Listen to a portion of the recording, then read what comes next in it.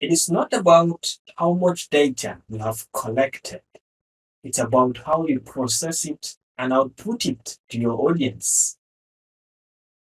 Microsoft Excel has been proven to be exceptionally powerful in data analysis.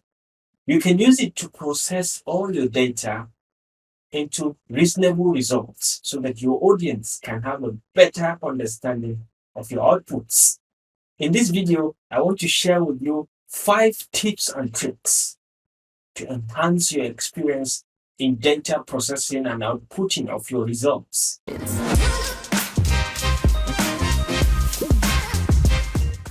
Hi everyone, my name is Dr. Rashid and welcome back to Epic Mentorship. If you are new here, consider liking and subscribing to our channel to keep enjoying related useful videos from us. Enough of the talking. Let's get started with the tips and tricks that I have for us today. The first tip that I have for us today is how to show formulas in cells, within cells, right? So usually when we have a particular data and we look at, for example, these profits, this is a result of a formula that we put in if error, this values D3 divided by E3 return to 0. The usual way to actually get to see the formula is actually by double clicking on a particular cell. So once you double click on a particular cell, you are going to see the formulas that's enclosed within that cell and the cells that is related to it directly. Okay, this cell is dependent on these 2 cells. So you can do that to any cell. You see the dependence.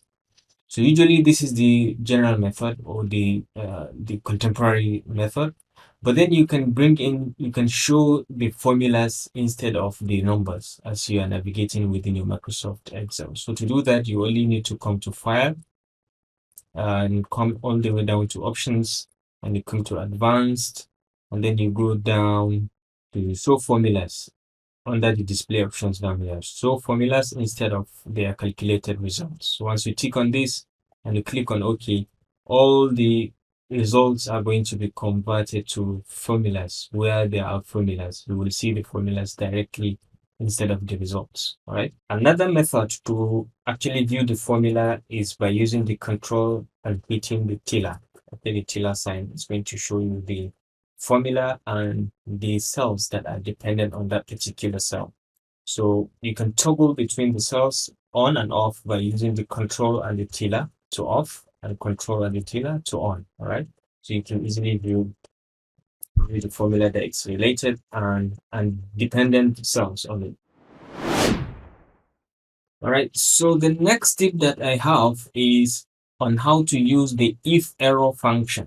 Okay, IFERROR function is quite helpful to help you to eliminate some errors while you are computing your data within Microsoft Excel. So you can use IFERROR to eliminate or to clean up your data as you are moving around within Microsoft Excel. Okay, let's say this column will be defined by equal to D3 divided by E3, all right?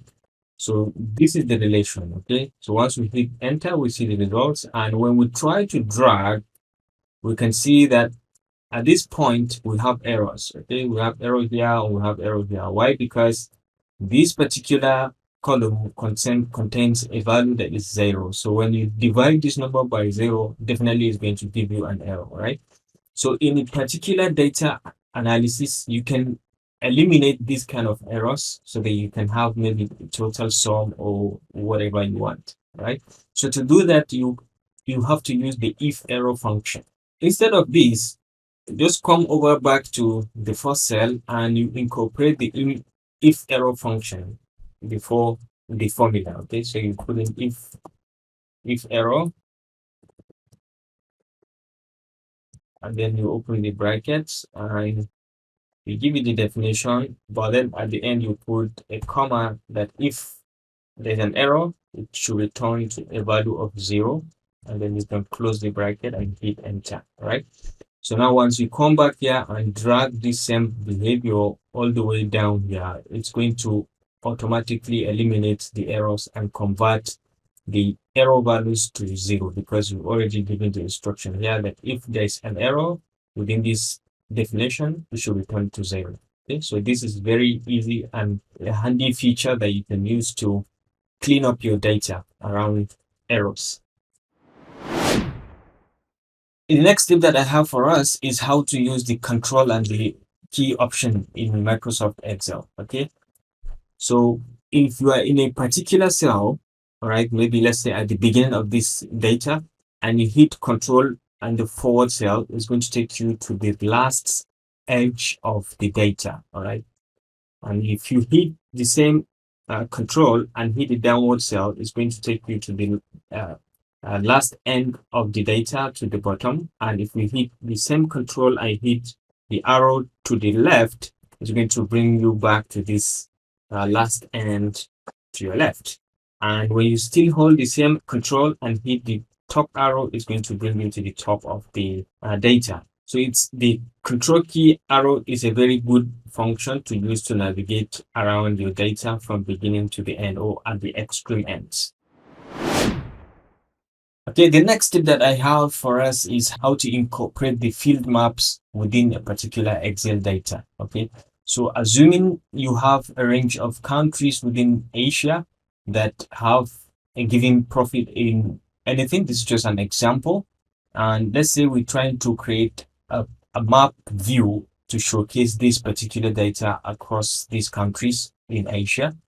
And all you need to do is just to select this range of data and navigate all the way to insert button here and come down to maps. All right, you can come down here and click on maps, and it's going to automatically assign this data to this field, to assign it to the areas that you have highlighted. You can do this to states, or you can do this to countries. You can do this to regions, maybe Africa, Southeast Asia, North America, and the likes. Okay, and you can do this to specific locations if you have geographic locations like coordinate systems. You can do the same for cities and maybe major towns in particular countries. You can easily fetch out those particular locations, and it will distribute the data accordingly. So over here, you have the option to add this to, you can have the option to add other elements within the chart. Okay, you can add the chart title, levels, and legend, and you can do some quick changes. You can change the view of the, you can change the layout of the map. Okay, you can see different varieties. Okay, and you can show legends and chart title accordingly, and you can change the coloration accordingly within. All right, as you are moving, you can see the coloration is changing, and you can show that within the values or what values you are highlighting directly. Right, and you have the option to use different types of maps. You can use this, or you can toggle around this, or you can use this particular one, any one of your choice. All right, so this is a very good feature to kind of showcase a particular data within a particular region, so for ease of presentation to your audience.